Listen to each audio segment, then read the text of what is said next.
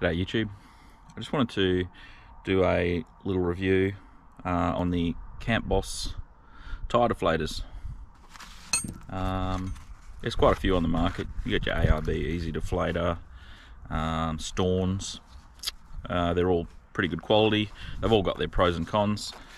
These I've never really mucked around with before, so they come in nice little neoprene bag, which is nice. I feel like the Storm bag a little flimsy. The ARB bag is big and robust with Velcro, which I like, but it's quite bulky. It's like this big. This is quite small. It's sort of just big enough to fit your 4 things in. First thoughts, they're quite heavy actually. They've got a lot of weight to them. They look like they're made from some kind of alloy or metal. You've got sort of a spring-loaded top, a locking ring, and once you undo the locking ring, it reveals a bunch of values on the side of the main body, going from 10 to 30 psi, which shows you can adjust where you want it to shut off. You pretty much just, looks like you just rotate this body until you get the desired thing. So 20 psi, screw the locking ring back on, and that's it. You should be able to screw that on and get 20 psi. Anyway, we'll give it a run now, see how they go. So for the test, I'll set this one to say 20 psi, I reckon. That's about right there. So yeah, I'm running 33s on this car. So I'll they're at 40 psi.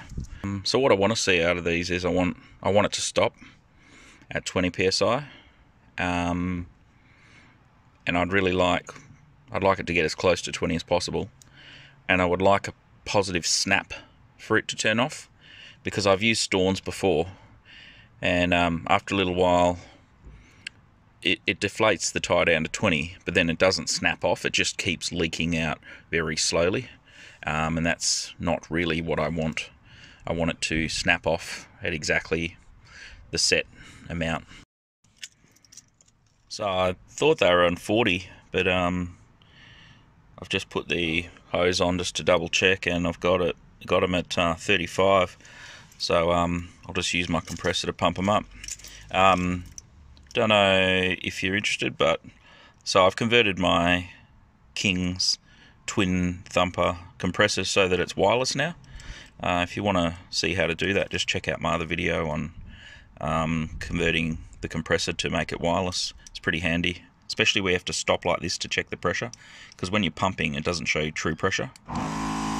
It'll show that, like it'll just go up to a large value, and you actually have to stop it to show true pressure. So screw it on, see how it goes.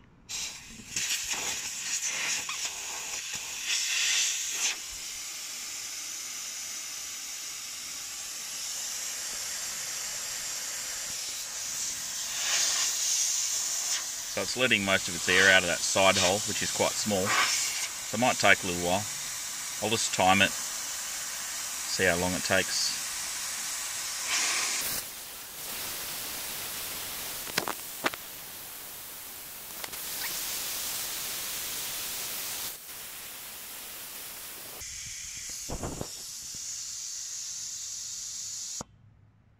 Oh, there you go. It's almost 2 minutes. It did positively snap off, which is nice. There's no escaping air now. That's really what I wanted, was it to snap off, which they do, so that's cool.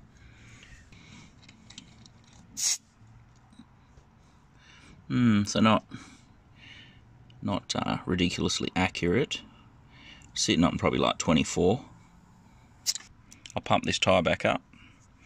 I'll put this one aside over here, and I'll just grab another one and give it another go. I'll set this one at 20 and see how long this one takes, and do it again, see how accurate it is.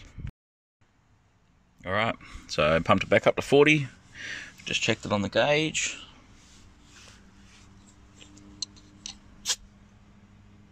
just above 40, 41 maybe. Let's chuck this back on, see how it goes.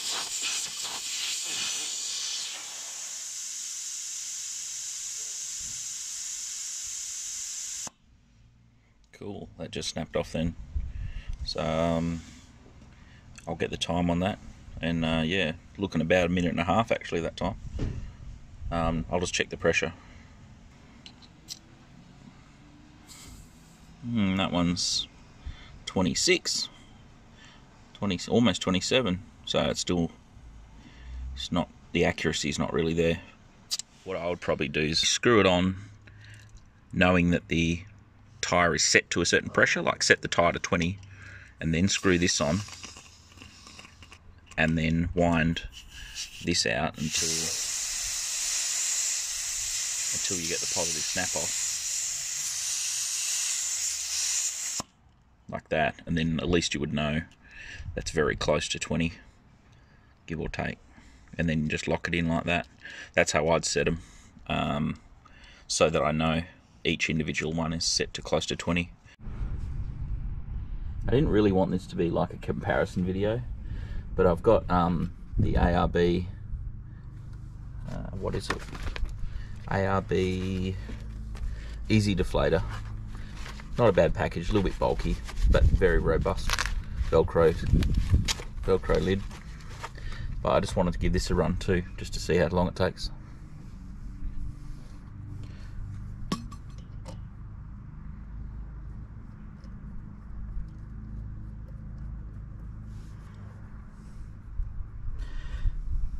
Screw it on, take the valve out,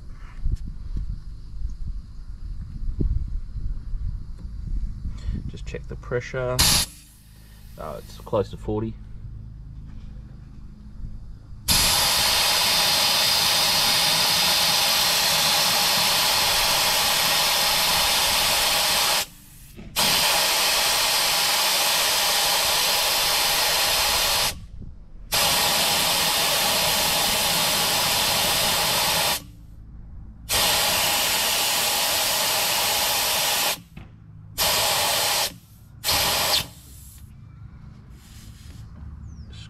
Screw that valve back in.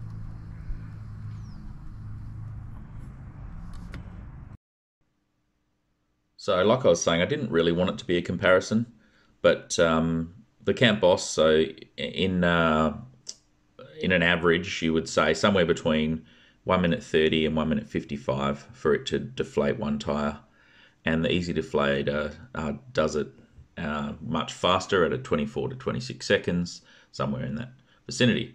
But I did start thinking, so the EZ Deflator, you have to do one tyre at a time, whereas the Campboss, you can screw one on, go to the next tyre, and screw all four on, and they're all deflating at the same time. So I did a bit of a trial with that as well, and turns out pretty similar times. So the Campboss, I undid the valve cap, screwed one on, and then walked to the next tyre and did so on, and I did that for all four tyres. Once the last deflator snapped off, I removed it, replaced the valve cap, and it came in at 2 minutes 55 seconds.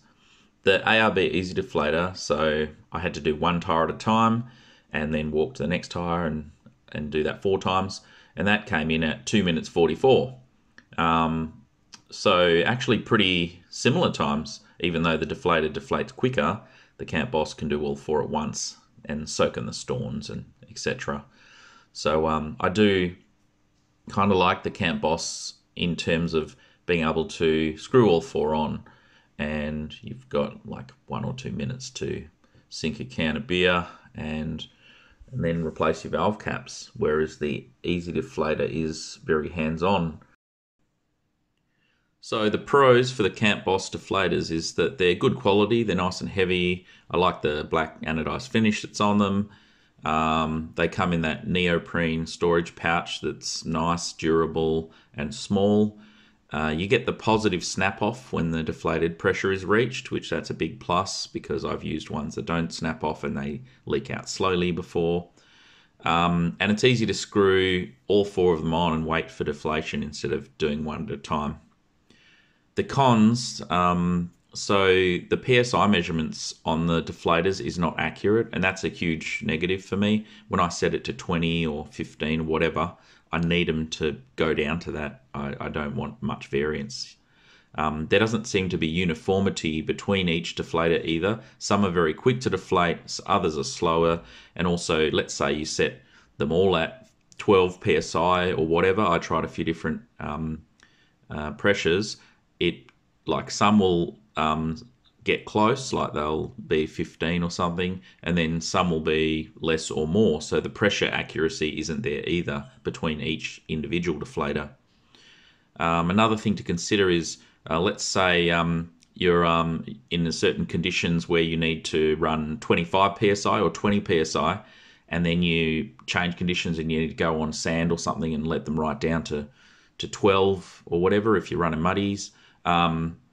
Then you need to set them all up all over again, because that measurement, the pressure measurement on the side of the deflator is not accurate. You can't trust it, so you actually need to set them up all over again if you want to change what pressure you want the tire to deflate to.